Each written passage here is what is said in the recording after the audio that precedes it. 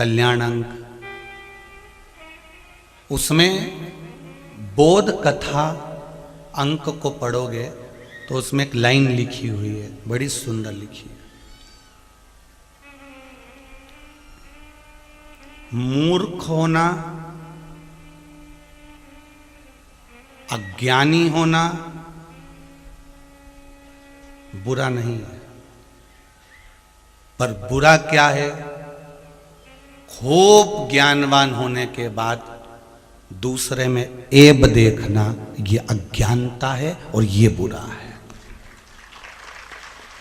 Gita press Gorakhpur की बौद्ध कथा अंक को पढ़िएगा, कल्याण की।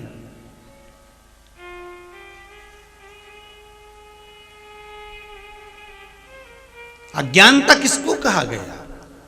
कि हम विद्वान होने के बाद भी हमारी विद्वत्ता के हम भ्रम में पड़े रहे।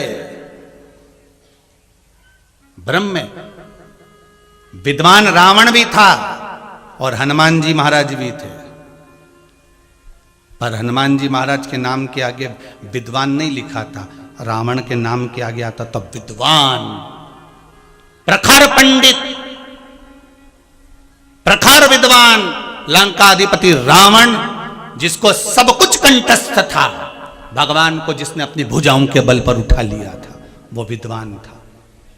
और मेरे हनुमान जी महाराज, उनके नाम के आगे विद्वान नहीं लिखा, लिखने वाले ने लिखा विद्यावान गुणी अति चातुर। मां विद्वान शब्द नहीं लिखा, मां लिखा विद्यावान। विद्वान और विद्यावान में एक अंतर होता है। विद्वान में अहंकार बढ़ते चले जाता है और विद्यावान में नम्रता बढ़ती चली जाती है। बस अंतर एक ही है। विद्वान में अहंकार बढ़ता है, मैंने इतनी पढ़ाई करी, मैंने ये डिग्री ले ली, मेरे पास में डॉक्टर की उपाधि है, मेरे पास इसकी उपाधि है, मैं इंजीनियर बन गया, मैं ये बन गया, मेरे पास ये उपाधि बढ़ती चली गई, तुम विद्वान बन गए, अहंकार बढ़ गया तुम्हारा। हनुमान जी महाराज के नाम के आगे विद्वान संबोधन नहीं लिखा है, हनुमान जी के नाम के आगे तुलसी बाबा ने लिख दिया विद्यावान गुणी अति चातुर राम करिए को आतुर। यहाँ विद्यावान लिखा है, विद्यावान गुणी अति चातुर, विद्वान नहीं लिखा। क्योंकि जब जब व्यक्ति की विद्वत्ता बढ़ती है, आप ज्यादा पढ़ लिए, ज्यादा आपने कुछ काम कर लिया, ज्यादा आपने कोई काम कर लिया, आपकी लोगों ने बड़ाई कर दी, आपकी उपाधि बढ़ गई, आप अध्यक्ष बन गए, आप उपाध्यक्ष बन गए, आप ये बन गए, आपको पद मिल गया। जहां जहां आपकी विद्वत्ता के अनुसार आपको पद मिलते चले जाता है, वहां आप अहंकार की सीढ़ी पर चढ़ते चले जाते हो, किसी को नहीं गिनते, आप अभिमान के पद पर चढ़ते चले जाते हो, अहंकार के पद पर चढ़ते चले जाते हो। और जितना बढ़ना है तुम अहंकार में और बढ़ते गए, और बढ़ते गए, और बढ़ते गए। रावण अहंकार की परम सीमा तक पहुंच गया था। हनुमान जी में और रावण में बस यही अंतर था, रावण जो भी रूप रखता था वो बढ़कर रखता था, और हनुमान जी जो भी रूप रखते थे वो छोटे होकर रखते थे। मसक समान रूप धर लंका में प्रवेश कर गए। लंका छोटा सा रूप धर कर।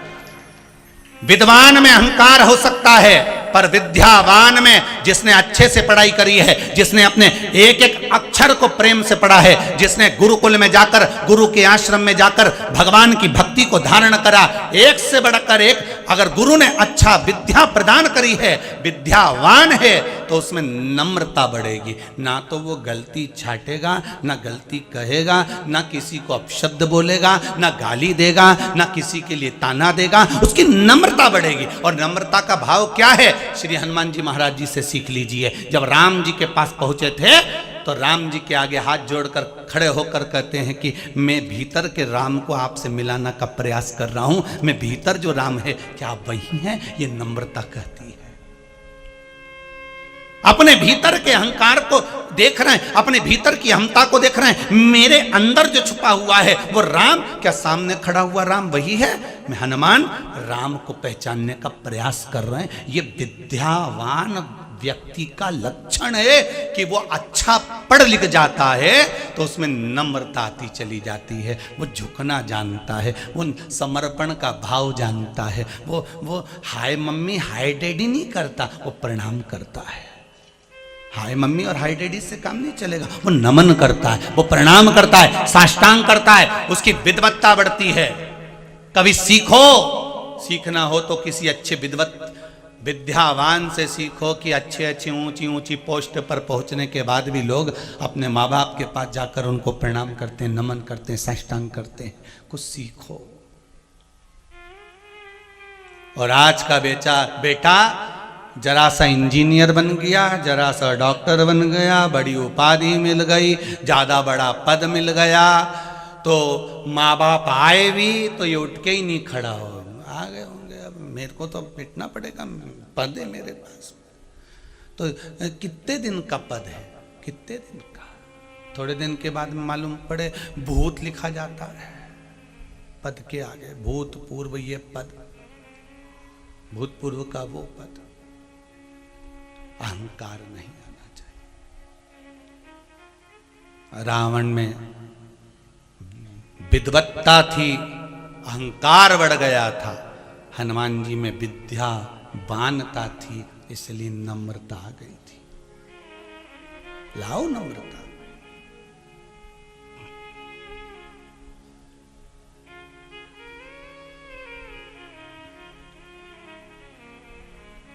किसी ने पूछा, हनुमान जी क्या राम जी को कुछ अच्छा अच्छा सामान ला कर देते थे क्या, जो राम जी हनुमान जी पे इतने प्रसन्न हो गए थे? हनुमान जी राम जी को कोई अच्छा सामान ला कर देते थे जो राम जी इतने प्रसन्न हो गए थे, हनुमान पर इतने प्रसन्न हो गए थे?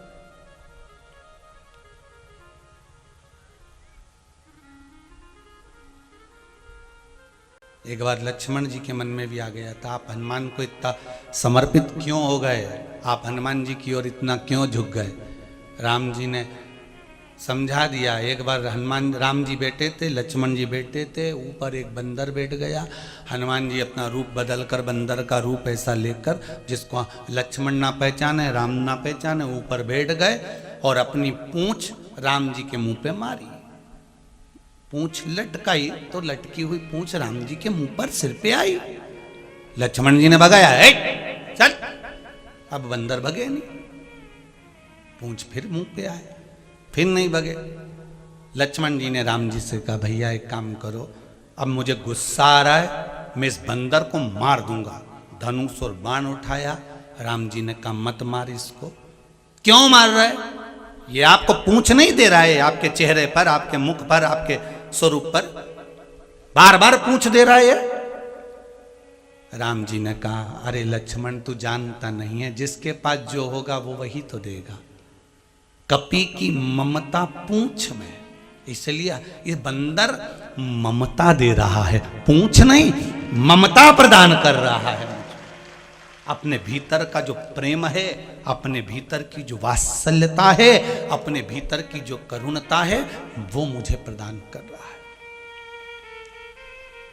हम कभी आपसे ये नहीं कहते कि आप शिव जी के मंदिर में जाकर बहुत सारा दान देना, या बहुत सारा धन देना, या बहुत सारा दौलत देना, या बहुत सारी पदार्थ देना, सामग्री देना। हम तो जब भी कहते हैं, एक पुष्पम एक बेल पत्रम, और इतना भी ना हो तो एक लोटा, एक जल का पात्र भरा समर्पित कर दिया। उस पात्र का सुख देखिए। एक पत्र में किसी ने लिखा है,